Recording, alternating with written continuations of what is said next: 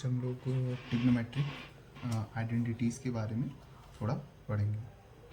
ठीक है, तो विजिबल है? ठीक है, तो इसमें क्या करेंगे हम लोग ट्रिग्नोमेट्रिक आइडेंटिटीज़ के बारे में देखेंगे। किसके बारे में?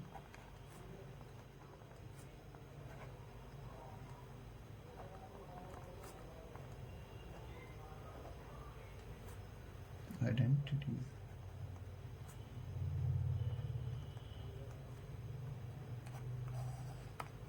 ठीक है, ट्रिग्नोमेट्रिक आइडेंटिटीज़ के बारे में तो आपको पता ही हो, जैसे कि sine square theta plus cos square theta is equals to 1।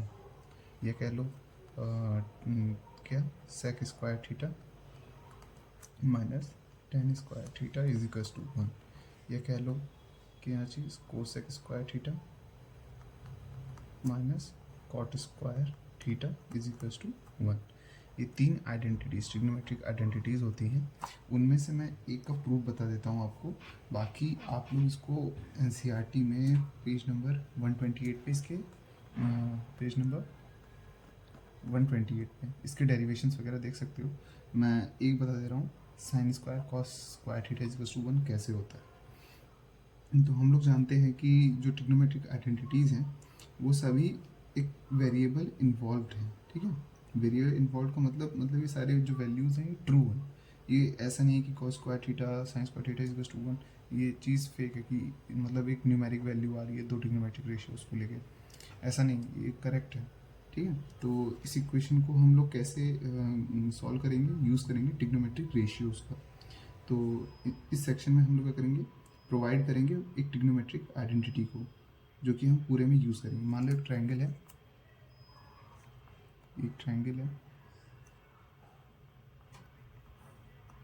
क्या है, ए बी और सी। ठीक है, ये एक ट्रिग्नोमेट्रिक मतलब एक ट्रायंगल ले लिया है ए बी सी, इसमें एंगल हमने ए को मान लिया है। ठीक है, तो अब क्या करेंगे, इन राइट एंगल ट्रायंगल हम मतलब एक तरीके से इस चीज़ को मैं प्रूव करके दिखा रहा हूँ कि sine square theta cos square theta 1 कैसे होता है। ठीक है, तो ये कैसे होता है ये देखेंगे पूरा। तो इसके लिए क्या करेंगे, पहले in triangle A B C क्या इसको क्या मान लेंगे, right angle triangle at B. इसको ऐसे मान लिया, बी पे राइट एंगल ट्रायंगल होने का मतलब कि इस जगह पे ये 90 डिग्री है। तो इसमें हम क्या लगाएंगे, पाइथागोरस लगा देते हैं।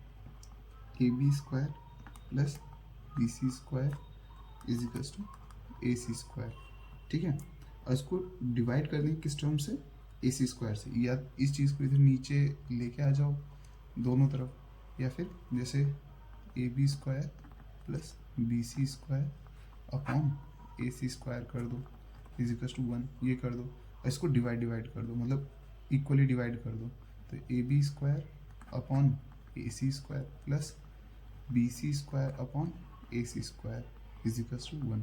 ऐसे भी कर सकते हो क्योंकि यहाँ पे कोई चीज़ है नहीं, तो जो चीज़ नहीं होती वो 1 के साथ मल्टीप्लाई में होती है, तो वो उसकी नेचर है, इतना तो बेसिक पता हो। तो A B square upon A C square ये क्या बन गया, ट्रिग्नोमेट्रिक रेशियो बन गया। अब ए बी स्क्वायर ये आपका एंगल है।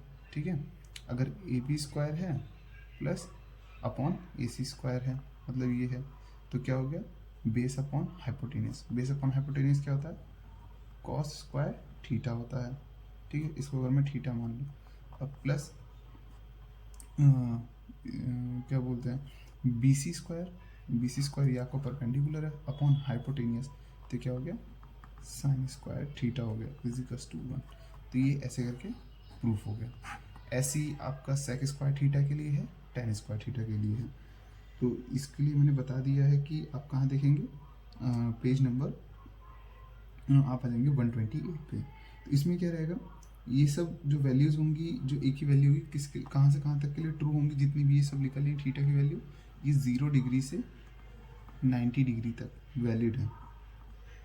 ठीक है, ये जितनी भी थीटा की वैल्यू कहाँ से कहाँ तक वैलिड है, 0 से 90 डिग्री के लिए। जो आपके सिलेबस में आप जब 11th-12th में जाएंगे, इसमें और अलग अलग एंगल्स आएंगे बहुत बड़े बड़े, तो उसको आपको अलग से देखना पड़ेगा। ठीक है, तो अभी के लिए आपको 0 to 90 देखना है, जो आपको गिवन वैल्यूज जैसे 0, 30, ठीक है, 60 डिग्री, 90 डिग्री, सॉरी हाँ, और एक आपका 45 डिग्री होता है। तो इन्हीं सब एंगल्स पे आप ये पूरे सब क्वेश्चंस वगैरह 10th में सॉल्व होते हैं, इनके अलावा और कोई अलग एंगल लाने की ज़रूरत नहीं है। तो आप इन्हीं बेस पे सॉल्व करेंगे। अब यही चीज़ अगर हम ऐसे कर दें, मतलब फिर से पाइथागोरस लगाएं इसी ट्रायंगल में, अब A B square plus B C square is equal to A C square.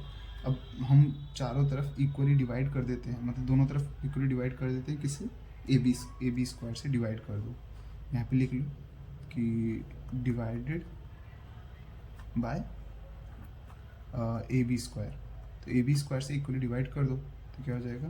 A B square upon A B square plus B C square upon A B square is equal to A C square upon A B square. तो जब यहाँ divide करो यहाँ 1 बन जाएगा, और B C square upon ये आपका B C square upon A B square क्या बन जाएगा? tan स्क्वायर थीटा बन जाएगा इक्वल्स टू, और ए सी स्क्वायर ये क्या बन जाएगा? sec स्क्वायर थीटा बन जाएगा। ए सी स्क्वायर अपॉन क्या है? A B square. पता है ना sec स्क्वायर थीटा क्या होता है? देखो ए सी स्क्वायर क्या है? A C square hypotenuse upon A B square, hypotenuse upon base. तो आपको क्या बन जाएगा? sec स्क्वायर थीटा बन जाएगा। तो सिंपल ऐसे करके ट्रिग्नोमेट्रिक वैल्यू अगले वाले में जो अगला टर्म है cosec स्क्वायर के लिए, उसमें क्या कर लोगे आप? बी सी स्क्वायर को सब तरफ डिवाइड कर दोगे तो आपका ऐसे मिल जाएगा। और ये सब वैल्यूज़ मैंने बता दी थीटा की कहाँ से कहाँ तक वैलिड होगी, 0 से थीटा से 90 डिग्री तक वैलिड होगी, जो थीटा की वैल्यू वेरी करेगी। ये कोऑर्डिनेट सिस्टम में तो पढ़ा ही होगा, जैसे कि यहाँ से स्टार्ट होता है 0 डिग्री, यहाँ 90, यहाँ 180, यहाँ 270, और वापस यहाँ आओगे तो 360 डिग्री हो जाएगा, मतलब फुल रोटेशन। इसके बारे में तो पता ही होगा हल्का फुल्का। अभी आप इस क्वाड्रेंट के बारे में पढ़ रहे हो, इस क्वाड्रेंट के बारे में पढ़ रहे हो, फर्स्ट क्वाड्रेंट के। जब आप बड़ी क्लासेस में जाओगे सेकंड के बारे में पढ़ोगे, थर्ड के बारे में पढ़ोगे, और इस फोर्थ क्वाड्रेंट के बारे में पढ़ोगे। अभी के लिए इतना ही है, ठीक है। इसकी वैल्यू यहीं से यहीं तक वेरी करती है। तो एक क्वेश्चन ले लेते हैं और वहीं से सॉल्व करते हैं। एक क्वेश्चन ले लेते हैं, इसको यहाँ से सॉल्व करते हैं। जैसे कि एग्जाम्पल नंबर 9 देखना है एनसीईआरटी का, पेज नंबर 129। तो एग्जाम्पल नंबर 9, तो क्या क्वेश्चन है? Express the ratio cos a, tan a and sec a in term of sin a। मतलब एक्सप्रेस करना है, मैं लिख देता हूँ, express the ratios cos a, tan a and sec a in terms of sin a के term में express करना है। तो कैसे करेंगे? सिंपल क्या करेंगे, पहले हम लिख लेंगे, ये आइडेंटिटी उठाएंगे जो हमने लगाया था पीछे, क्या है? cos square theta plus sine square theta is equals to 1। इसको अच्छे से, तीनों आइडेंटिटीज़ को अच्छे से याद कर लीजिएगा। ये मतलब आगे वाली क्लास में काम ही आएगा, और आपके 10th में अभी कई सारे क्वेश्चंस में कराऊंगा, उन सब ने ये तीनों मतलब आइडेंटिटीज़ बहुत इंपॉर्टेंट है, इसे अच्छे से तैयार कर लीजिए। तो साइन ए के टर्म में कन्वर्ट करना है, तो क्या करेंगे? इसको इस तरफ देख लेंगे, cos square theta is equals to 1 minus sine square theta कर लेंगे। अब cos स्क्वायर, अच्छा यहाँ a है तो यहाँ a कर लो हर जगह, सॉरी a कर लो पूरा। तो cos a is equals to क्या हो जाएगा? √1 माइनस साइन स्क्वायर a, ठीक है। तो अब ये प्लस माइनस ऐसे आ गया। अब ये वैल्यू मतलब पॉजिटिव ही रहेगी, क्योंकि जो इसकी वैल्यू आप 0 से 90 तक दोगे, 0 से जब भी साइन की वैल्यू 0 से 90 तक दोगे, क्या आएगा?